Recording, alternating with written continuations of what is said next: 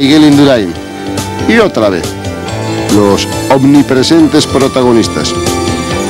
Franco Bona, activo, extraordinariamente activo, es el lugarteniente de Franco Chioccioli en este Giro de Italia. Está marcando el compás de carrera. Y Ramoncho González Arrieta, que no ha tenido fortuna el día anterior, quiere hoy ser protagonista de la etapa. Y Miguel Indurain se lo puede permitir, pero no va a consentir que Chioccioli le ponga en apuros. Por eso cuando salta el toscano, aparece imperturbable, inalterable Miguel Indurain para cercenar de raíz el intento de Chioccioli, que marca siempre el ritmo de carrera en las ascensiones, porque sin duda está demostrando que aunque no está al nivel del año anterior, es el hombre más fuerte en su vida.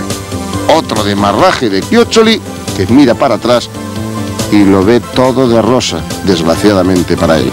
Por delante, después del ataque de Ramoncho González Arrieta, ha saltado Udo.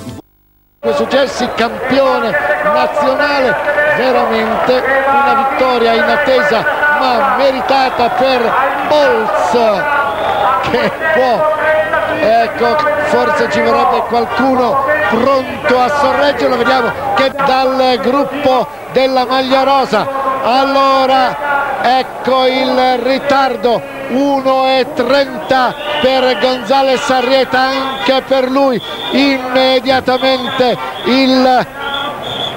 mentre ecco che scatta Chioccioli, sprint di Chioccioli, ecco a 1:50 nell'ordine. Chioccioli, Chiappucci che strappa la buona Indurain, poi Tonkov e Giovannetti. Ecco Vona che si piazza con un ritardo di 2:15.